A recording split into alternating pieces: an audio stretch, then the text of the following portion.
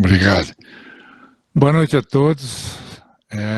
Obrigado aí pela torcida que a Gislene juntou. É um prazer. O tema de hoje é justiça divina. Infelizmente não vai ter nenhum material de apoio, sem PowerPoint, sem textos.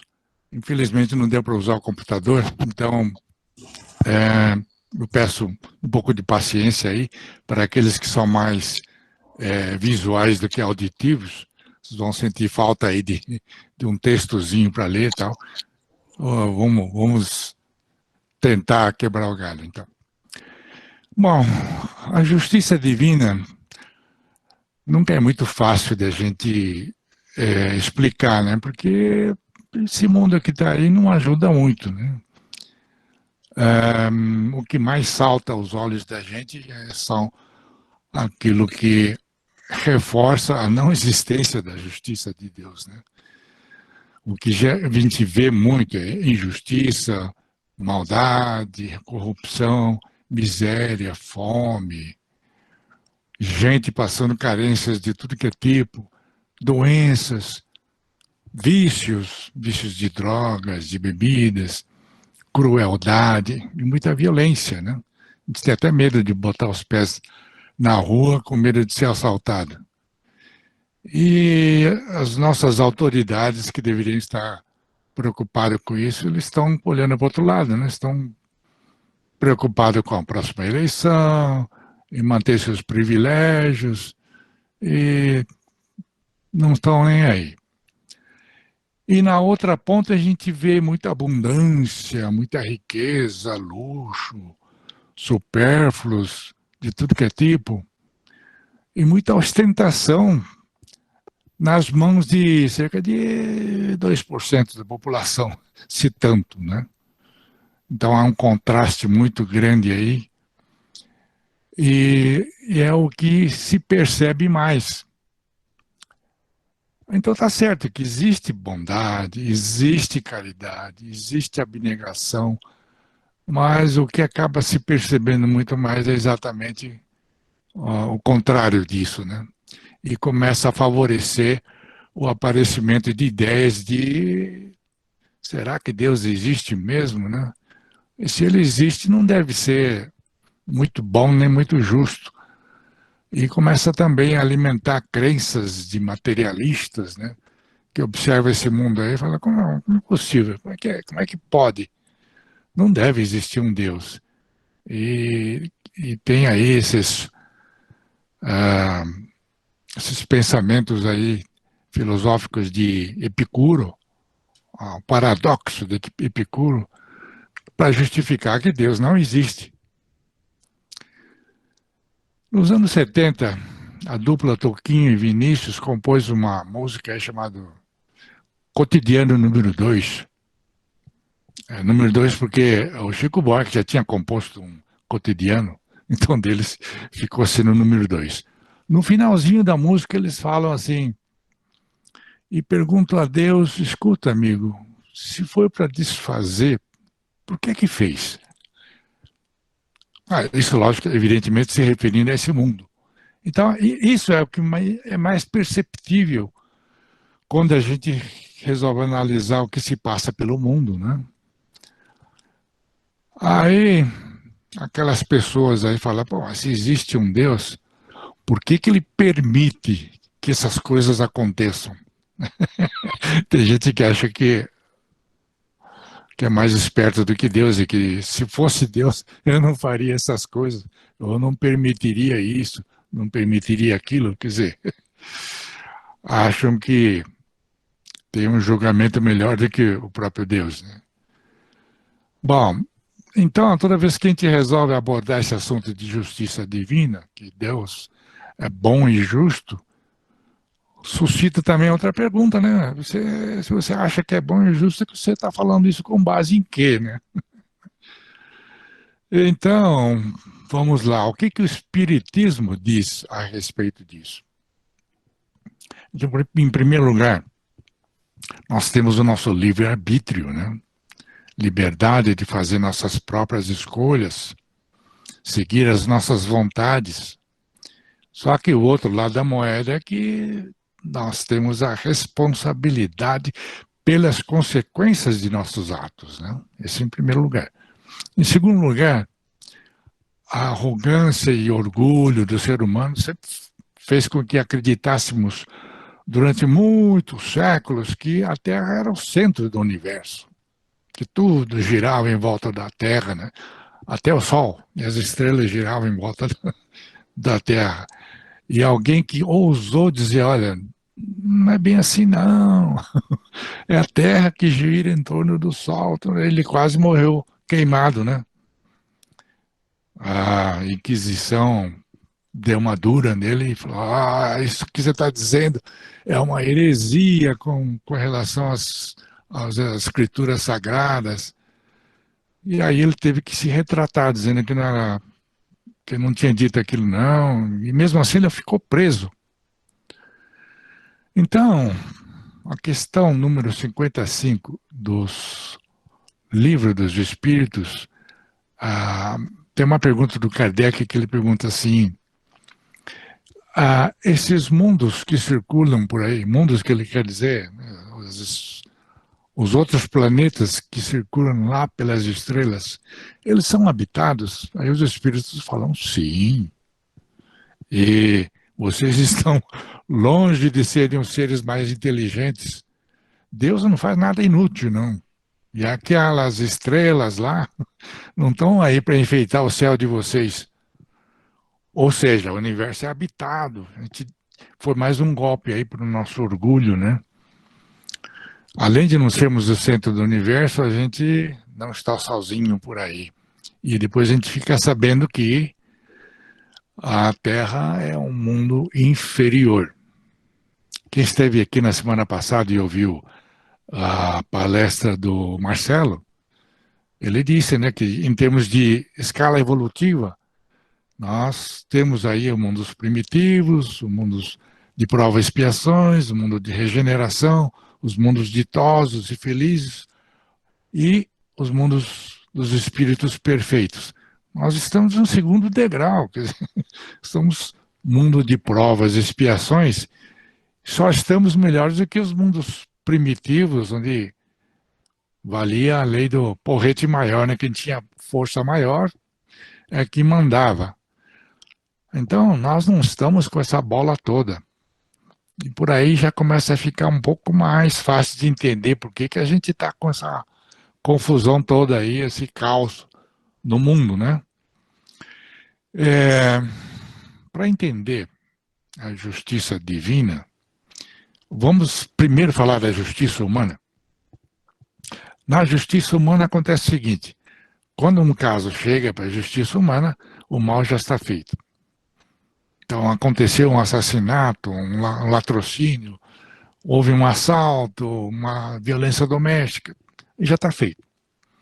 Então, o que justiça pode fazer? Porque ele não pode reparar o dano que foi feito.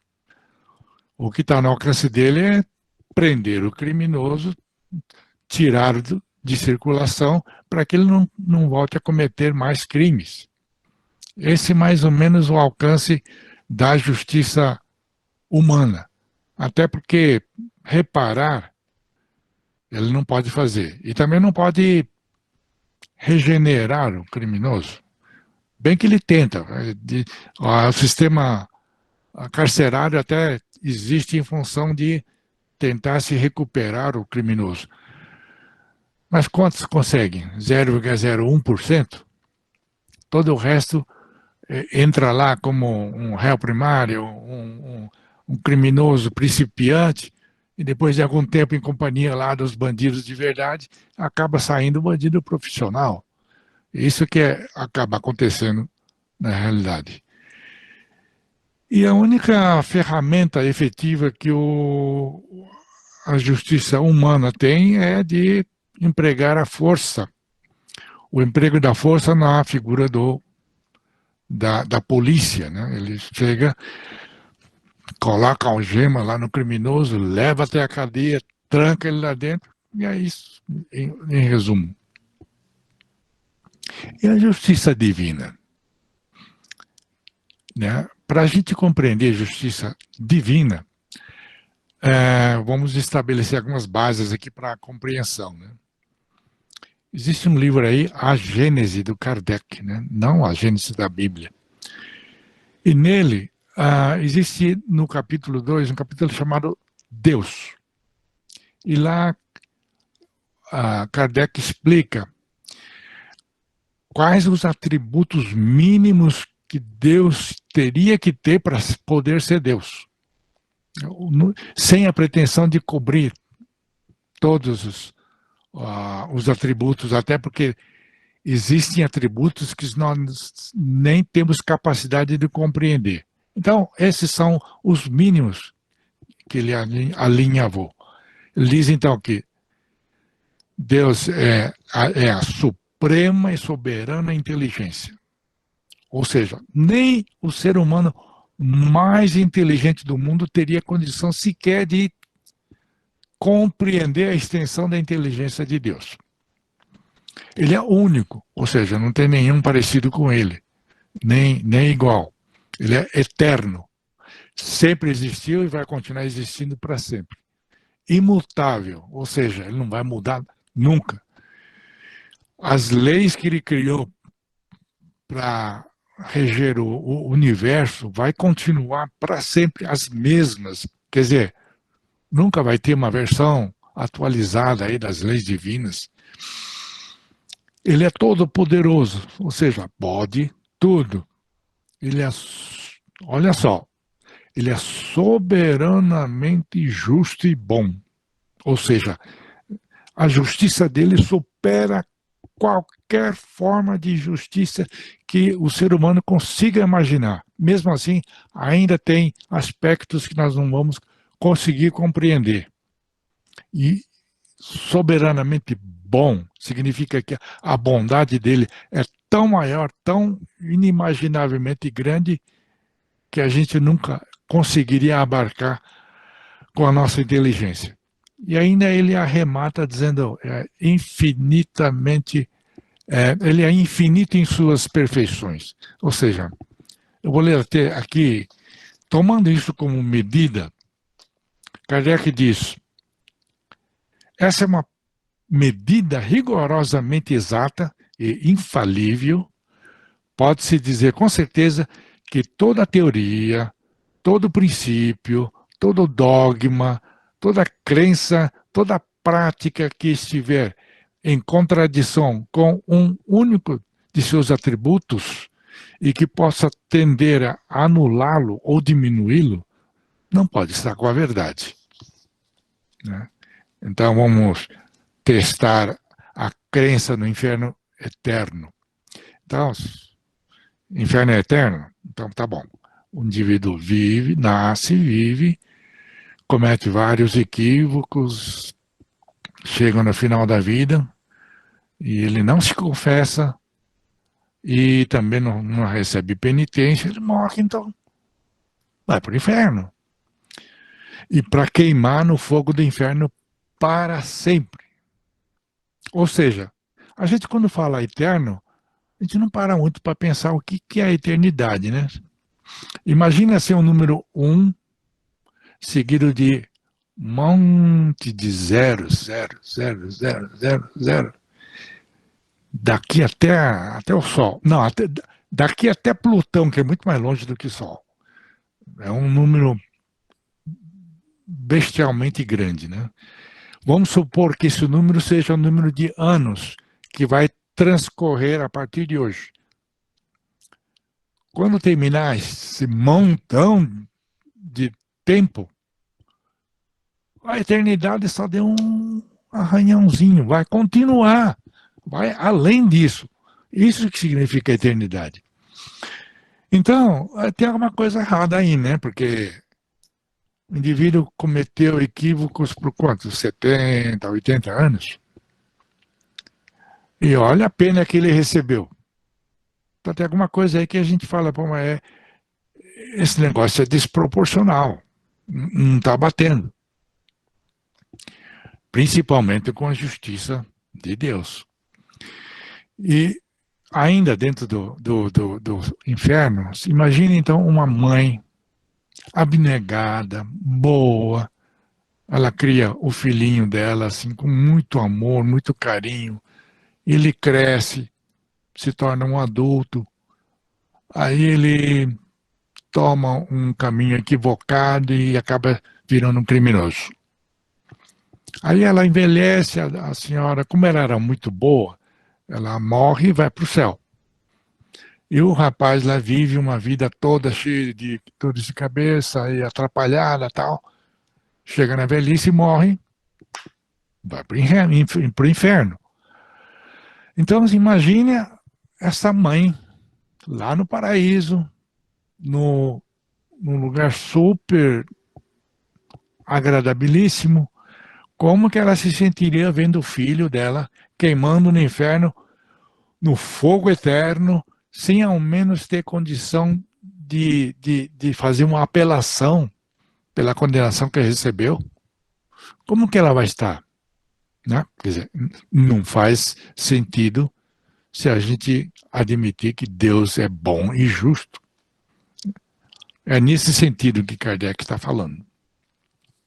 E aí, Kardec aborda nesse outro livro aqui, O Céu e o Inferno, de Kardec, que tem um subtítulo. Pouca gente presta muita atenção nesse subtítulo. É Justiça Divina segundo o Espiritismo, que é o assunto desta noite. Para poder elaborar essa obra, o Kardec, antes ele fez um trabalho de base muito grande. Ele, evidentemente, com a ajuda, com o suporte dos espíritos de luz que estavam trazendo a codificação para nós, ele faz o seguinte, ele tinha um grupo de médiuns que dava suporte na comunicação com os espíritos, porque ele não era médium. Então ele organiza várias perguntas que ele falaria com os espíritos e pede para esses médiuns evocarem os espíritos. Assim, um número muito grande, incluindo todas as classes sociais, incluindo todos os graus de instrução, uma gama variadíssima de tipos de pessoas que desencarnaram e estão lá do outro lado, e aí ele evocava um e fazia todas as perguntas, como é que você está, que tipo de vida você levava, o que você foi, como que você está se sentindo, etc, etc. E fez uma compilação enorme de material. Eu vou abrir um parêntese aqui para a gente falar um pouquinho da desencarnação. Quando a gente se desencarna, existe um momento em que a gente vai ser julgado. Mas não por aquele julgamento de uma bancada de juízes espirituais que vai dizer, você foi culpado, ou você foi inocente. Não é nada disso. Você vai conversar com o teu orientador espiritual, que foi aquele patrocinador da sua vinda para cá na última encarnação. Porque antes de você vir para cá, você se sentou com ele para traçar os objetivos dessa encarnação e você combinou que tipo de provas você teria que atravessar, que tipo de, se for o caso, né, de expiação você teria que ter, que tipo de reparação você faria, se você teria filhos, quais os espíritos seriam colocados sob a sua guarda para você receber com amor, educar e criá-los. Enfim, tudo isso é feito em forma de um compromisso que os espíritas chamam de programação reencarnatória ou planejamento reencarnatório, que são os objetivos. E aí você veio para cá e nesse momento aí do julgamento, você vai exatamente fazer a avaliação do seu desempenho comparado com o que você planejou. Aí, nesse momento é que a gente descobre o que a gente deixou de cumprir, o que estava combinado, e você não se preocupou, fez outras coisas tal, e acabou não cumprindo. E, eventualmente, você pode descobrir que você ultrapassou as expectativas e fez além daquilo que se esperava. Ou então, ao contrário, você cometeu vários equívocos que não precisava e você já tinha algum volume aí de débitos para serem resgatados e você acabou aumentando porque você cometeu alguns equívocos. Você pode descobrir isso, né? E também o Espiritismo nos ensina que aquilo que a gente sente do outro lado, do lado do mundo espiritual, pelas coisas boas que a gente construiu, que a gente fez, pelas vitórias que a gente obteve, a sensação de gratificação e contentamento, a gente sente de uma forma extremamente intensa comparado com o que a gente sentiria aqui na carne, porque a carne ele embota muitos sentidos da gente. Agora, do lado de lá, a gente consegue sentir a verdadeira intensidade desses sentimentos. E só que tem um outro lado também, né? Todas as bobagens que a gente fez, os equívocos que a gente cometeu, os erros que a gente cometeu, a gente prejudicou as pessoas, o remorso, a sensação de culpa vai perseguir a gente de uma forma tão intensa. Por isso que existe espíritos que a gente chama de espíritos sofredores, porque realmente a intensidade é muito grande.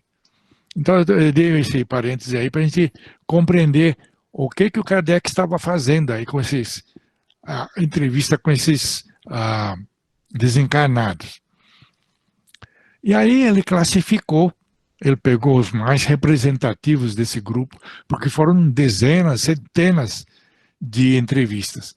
Ele classificou, ficou assim, espíritos felizes, espíritos em condição mediana, espíritos sofredores, espíritos suicidas. Olha só que interessante. Ele formou um grupo de espíritos suicidas porque esse grupo aí tem um grau de sofrimento enorme porque interrompeu a encarnação e isso é uma coisa que é muito grave. E especialmente isso é importante na época de hoje, porque no mundo inteiro está havendo um aumento assustador do número de suicídios, inclusive entre jovens, adolescentes, estão, por qualquer motivo banal, estão se matando, né? Isso se torna particularmente interessante por causa disso.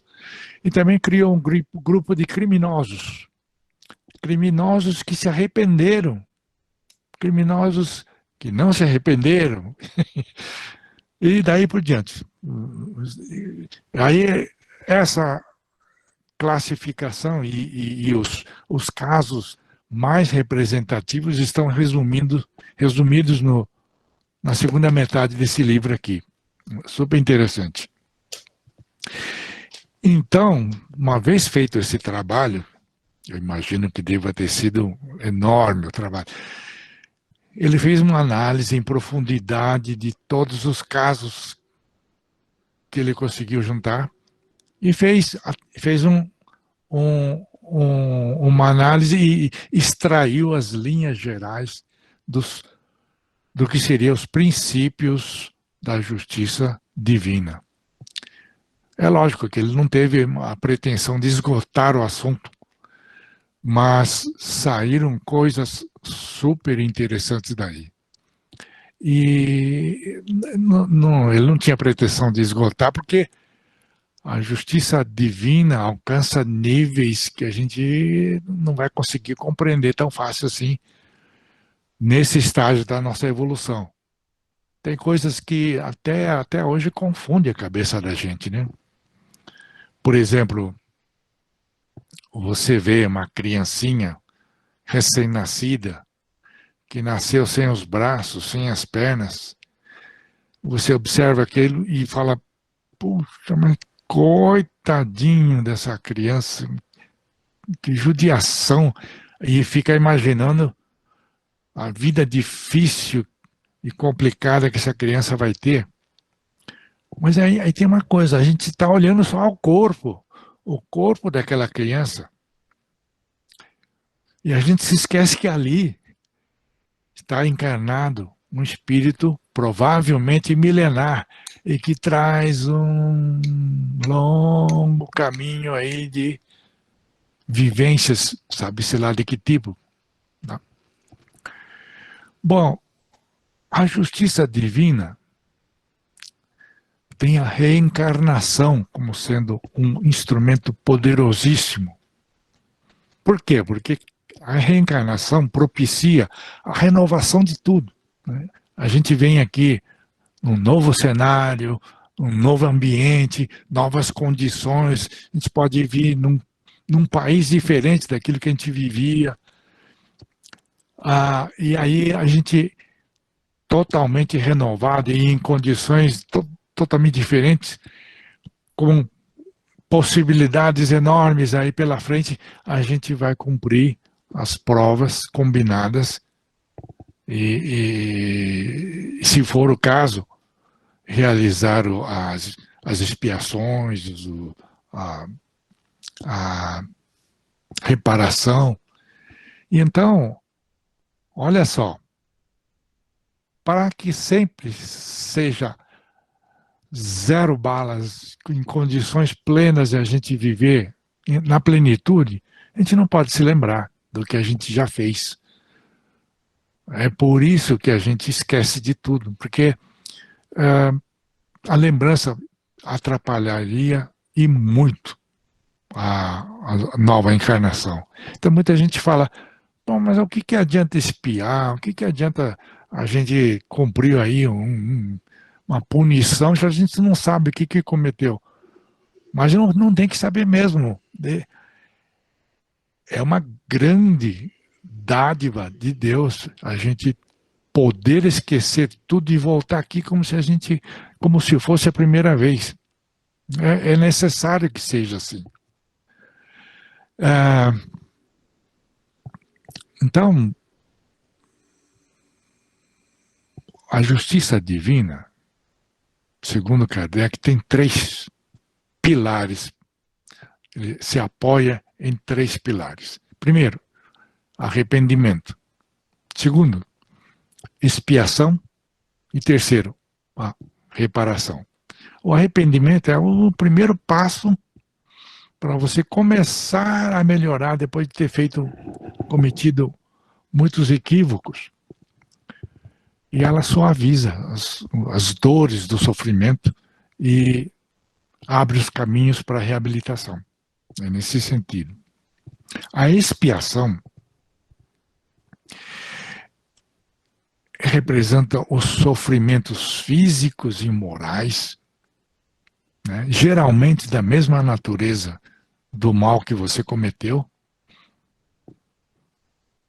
Físicas, por exemplo, você pode nascer aleijado, você pode nascer cego, pode nascer surdo, e isso causa uma grande dificuldade na sua reencarnação, é lógico. E morais, sofrimentos morais, você pode ter sido um tirano e deu muito trabalho para os seus subordinados, aqueles que dependiam de você. Então, como uma punição, você pode receber, eventualmente, a condição de você ter que viver como aquele que vai sofrer a tirania de alguém. E você não tem escapatória, e você, noite e dia, vai estar sujeito a um tormento. Então, esse sofrimento representa o seguinte: você um dia cometeu um mal. Você foi o algoz e teve uma vítima aí. E a expiação é o processo de você inverter a posição. E agora o algoz é uma outra pessoa e você é a vítima. para passar exatamente aquele tipo de mal que você cometeu.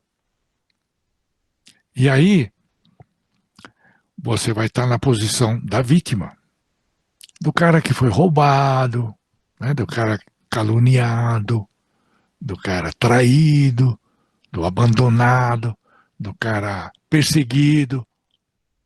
Mas aí, espera aí, para que serve isso, né? O que adianta a gente passar por sofrimento se a gente nem sabe? Então, de novo, quando você sofre, e sofre de uma forma difícil, e você não consegue compreender por que você está passando aquilo, mas você todos os dias está sofrendo os efeitos daquela expiação, isso vai transformando a gente. Vai mudando, vai mudando. A gente se torna, sabe o quê? Mais humano, mais responsável, né? Mais sensível, mais amoroso. Esse é o propósito. E a gente, quando vê alguém sofrendo, a gente é capaz de começar a sentir compaixão. Porque a gente sofreu também quando a gente vê outra pessoa passando por uma dor semelhante, a gente adquire essa capacidade de sentir compaixão. Que antes a gente era tão insensível que fazia as bobagens, cometia equívocos. E aí isso é a empatia, o sentimento que muitas vezes a gente nem possuía. A gente começa a amadurecer nessa direção, nesse sentido.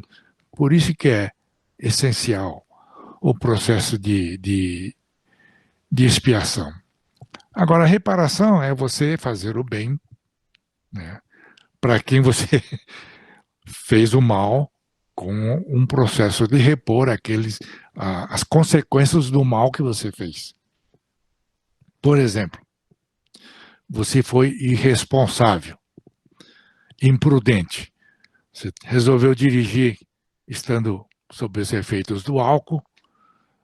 Lógico, nesse estado a gente não sabe bem o que está fazendo, e sem querer você atropelou uma pessoa e tirou a vida dele. Alguém de 18, 20 anos, que tem uma vida inteira pela frente, tinha, né? Porque você interrompeu ali, cortou as possibilidades da vida dele.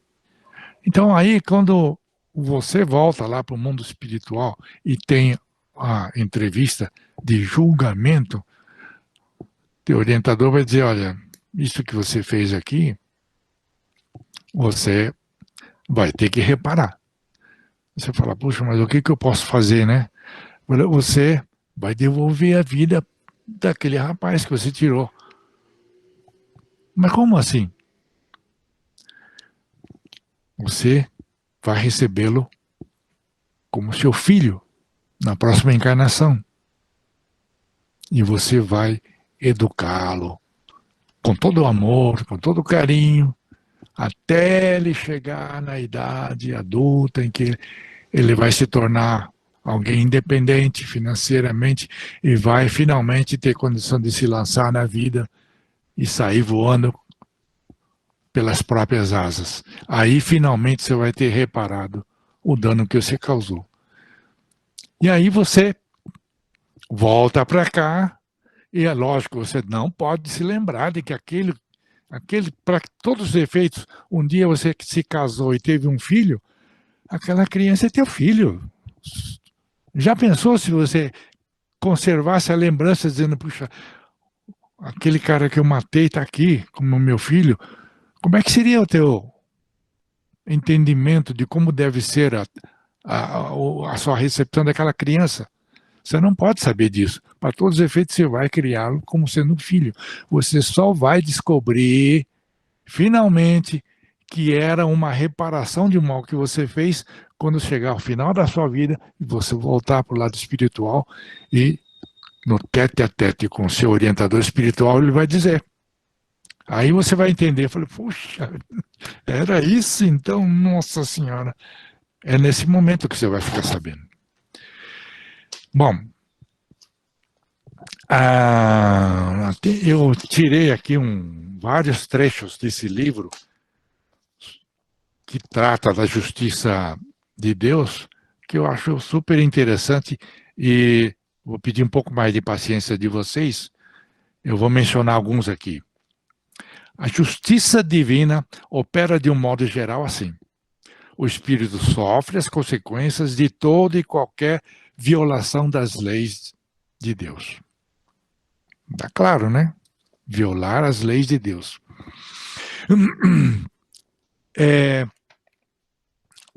Nos livros da codificação, a gente encontra em várias passagens o uso do termo castigo, punição.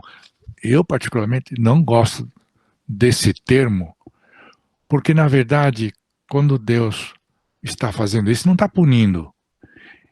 Ele está usando a pedagogia dele para nos educar. Ele está nos educando.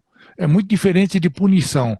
Porque se você sabe que está sendo castigado, a tendência é você sentir raiva dessa situação e começar a ficar revoltado. Então, quando você vive uma situação de expiação e você não tem que saber por que está passando por aquilo, porque você esqueceu,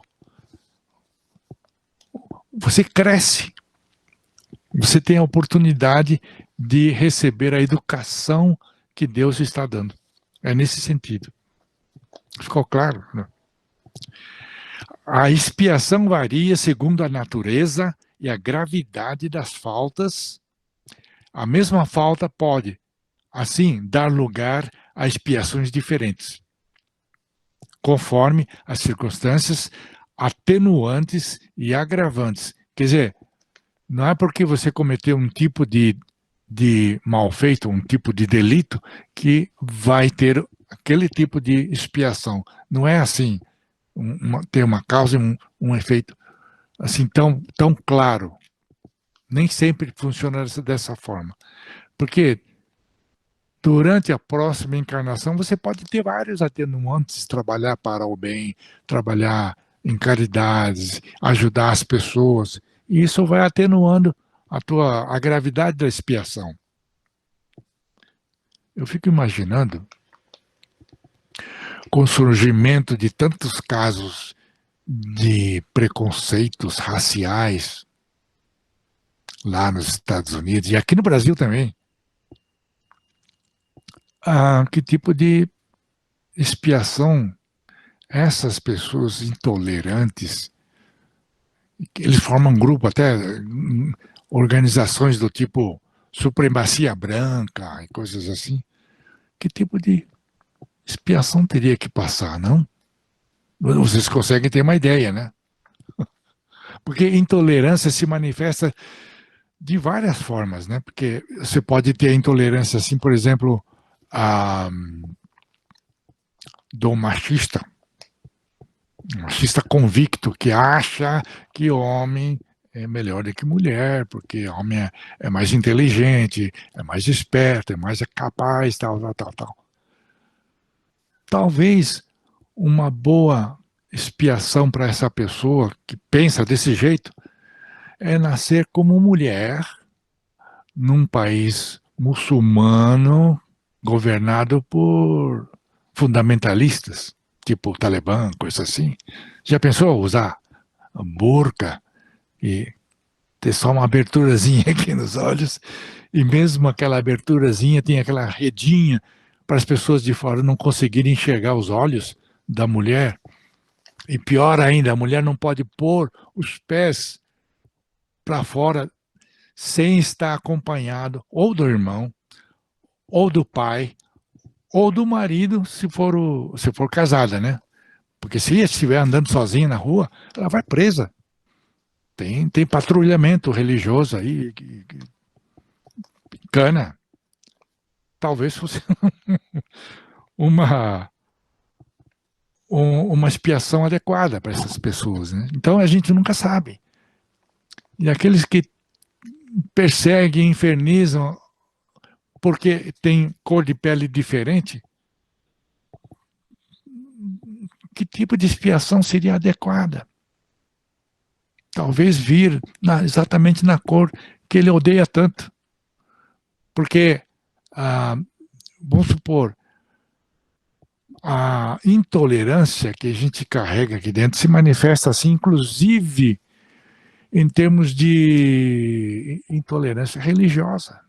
Tem tantas religiões aí que infernizam a vida de outros adeptos de outras religiões, dos espíritas, por exemplo, né? Bom, deixa eu continuar aqui. Sob o aspecto da natureza e duração da expiação, não há nenhuma regra absoluta. A única lei geral é que toda falta implica em uma expiação. E toda boa ação recebe uma recompensa conforme o seu valor. Está claro aqui, né? A duração da expiação está condicionada à melhoria do espírito infrator. E o que Deus exige para pôr o fim a seus sofrimentos é a melhoria séria, o retorno ao bem. Lógico, né? Deus é justo e impõe a expiação enquanto o mal persiste. E cessa a expiação quando o mal deixa de existir. Ou seja, você sofre porque tem alguma coisa para aprender. Quando aprende, deixa de sofrer. Também acho que é bem claro isso, né? Estando a duração da expiação condicionada ao melhoramento, disso resulta que o espírito endurecido e não se melhora nunca, sofrerá sempre, o que pode lhe parecer uma eternidade. Ou seja, tem aqueles espíritos turrões, teimosos, que está aí sofrendo e não aprende, vai até o fim da vida, morre e não aprende. Então ele vai voltar de novo e vai continuar sofrendo, até aprender. É nesse sentido. Bom, gente, realmente esse mundo aqui está mal mesmo. A gente não pode dizer que esse mundo vai bem. Jesus já dizia, quando ele veio aqui, ele veio, eu venho para os doentes, não para os sãos. Então, os enfermos somos nós. O planeta está enfermo. Só agora, depois no terceiro milênio, que nós estamos começando a ensaiar a transição para um mundo de convalescência, né? Aquele que a gente já cansou de sofrer e está aí tentando se ajeitar para um mundo um pouco menos ruim, mas não mundo feliz ainda, que é o que a gente chama de mundo de regeneração, né? Então, a gente não enxerga a justiça de Deus. É por isso que fica tão difícil de dizer ele é justo e atua o tempo todo. A gente não consegue ver. Está atuando em cima de todas as pessoas que nos cercam, dos nossos familiares. A gente mesmo pode estar nesse momento sendo sujeito a uma justiça que Deus impôs para a gente. Nós não sabemos. Uma expiação, uma reparação, sei lá. E de novo, o fato do esquecimento para a gente reencarnar é uma expressão da bondade divina. Por isso que a gente fala que a bondade de Deus é infinita. Então, quando a gente volta aqui, a gente volta renovado. A gente faz muita bobagem lá atrás, volta aqui, zero bala para tentar de novo, e de novo, e de novo. Quantas vezes? Quantas vezes forem necessárias. Por isso que faz sentido dizer que a bondade de Deus é infinita. Ele nunca se cansa, nunca perde as esperanças de nós, por mais bobagem que a gente já tenha feito e ainda continue fazendo, né? Ele sempre nos dá uma nova oportunidade para quem sabe da próxima vez acertar. Então, alguém já disse aí, né, que esse mundo está cheio de injustiças, né? E está mesmo. A gente vê que está cheio de injustiças, mas não tem ninguém injustiçado. É isso aí, gente. Era isso que eu queria falar hoje. Muito obrigado.